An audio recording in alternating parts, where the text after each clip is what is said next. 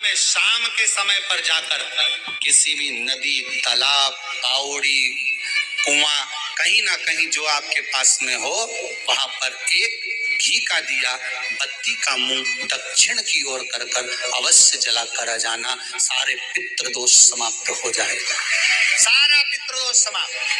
अमावस्या के दिन किसी भी जलाशय के पास में, नदी, तालाब, बावड़ी, कुआं, जो आपके शहर में, आपके गांव में, आपके नगर में हो, वहां जाकर लगा दी। अगर नदी, तालाब, बावड़ी, कुआं नहीं है तो पीपल का वृक्ष हो या बेलपत्री का वृक्ष हो या वट का वृक्ष हो, उसके नीचे लगा दो प्रदोष काल में। पर अमावस्या के दिन लगाएं जरूर। क्यों? क्योंकि अमावस्या के दिन पितृ शाम के समय प्रदोष काल में शंकर भगवान का नाम जाप कर कर नदी, तालाब, बावड़ी पर पानी पीने जाते हैं। वहां से जल का आचमन कर कर पितृ अपने लोक को चले जाते हैं प्रदोष काल के समय पर। इसलिए प्रदोष काल में जलाशय के पास में, बावड़ी, कुआं, नदी, तालाब के किनारे पर दिया लगाया जाता है दक्षिण की ओर मुख कर कर बत्ती का, तो पितृ आशीर्वाद देते हुए जाते हैं कि फलो फूलो, आगे बढ़ो, उन्नति करो, तरक्की करो। ये पितरों का आशीर्वाद। समय प्रदोष काल में शंकर भगवान का नाम जाप कर कर नदी, तालाब, बावड़ी पर पानी पीने जाते हैं। वहां से जल का आचमन कर कर पितृ अपने लोक को चले जाते हैं प्रदोष काल के समय पर। इसलिए प्रदोष काल में जलाशय के पास में, बावड़ी, कुआं, नदी, तालाब के किनारे पर दिया लगाया जाता है दक्षिण की ओर मुख कर कर बत्ती का, तो पितृ आशीर्वाद देते हुए जाते हैं कि फलो फूलो, आगे बढ़ो, उन्नति करो, तरक्की करो। ये पितरों का आशीर्वाद रहता है,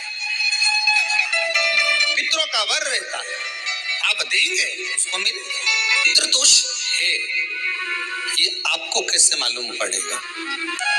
पितृ भूखे हैं, इसका तो वर्णन हमने पहले कर दिया कि रात्रि को जब आप सोने के बाद में 1-1.5 घंटे बाद अगर आपकी नींद खुल जाए, 1 घंटा 1.5 घंटा आप सोइए, उसके बाद जो नींद खुली तो 1-1.5 घंटे तक अगर आपको नींद नहीं आ रही है, रात्रि को सोने के बाद में 1 घंटे बाद जब उठे तो आपको प्यास लग गई, भूख लगने लगी, प्यास लगने लगी कि मेरे को पानी पीना पड़ेगा, घबराहट हो रही, पानी पीना पड़ेगा। 1-1.5 घंटे सोने के बाद अचानक नींद खुले और आपको प्यास लगे, समझ लेना आपके पितृ भूखे हैं और प्यासे हैं, भूखे और प्यासे हैं, उनको जल की जरूरत है। किसी भी नदी में, सरोवर में, कुंड में, बावड़ी में, तालाब में, आप तीर्थ में जाकर जब स्नान करते हैं तो स्नान करने के बाद एक काम का नियम बना लो कि अपने हाथ की अंजलि में जल लेकर अपने पूर्वजों को देना। प्यासे रहते हैं, भाग मांगते हैं, प्राप्त करना। 3 वृक्ष पितरों के तुल्य है। पहला पीपल, दूसरा वट वृक्ष, तीसरा बेलपत्र का वृक्ष।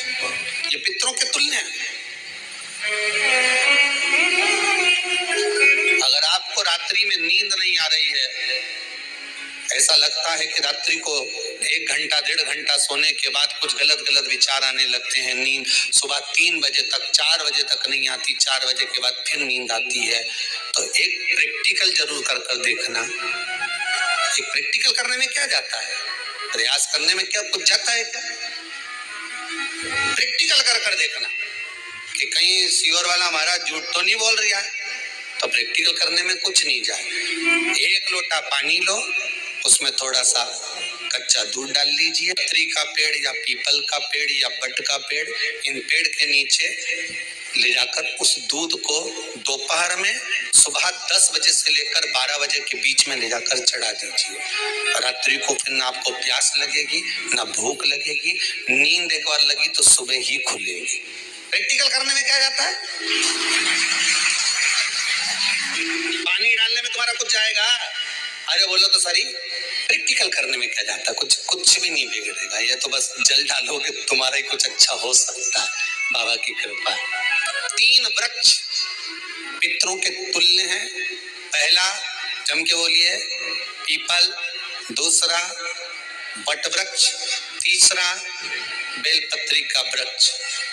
3 पीपल के वृक्ष में 52,000 ब्राह्मण एक साथ निवास करते हैं, इसलिए पितृतुल्य है।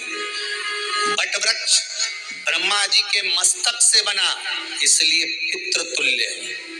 और बेलपत्री का वृक्ष माता पार्वती जी के अश्रु से बना।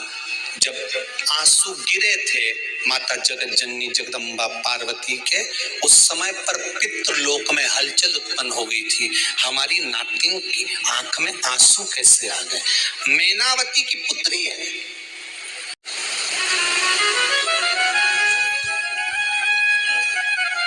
पितरों की नातिन, इसकी अश्रु कैसे गिर गए? पार्वती जी ने कहा ये आंसू नहीं, मेरा पुण्य भाग प्रकट करती हूँ बेलपत्री के रूप में। तो पितरों ने वर दिया था कि ये बेलपत्री का वृक्ष हमारा आशीर्वाद है, इसके नीचे अगर कोई दीप लगाता है, शिव को स्पर्श कर चढ़ाता है, उसके पितरों की शांति होगी। हम स्वयं उसको आशीर्वाद देने के लिए पधारे। बेलपत्र का वृक्ष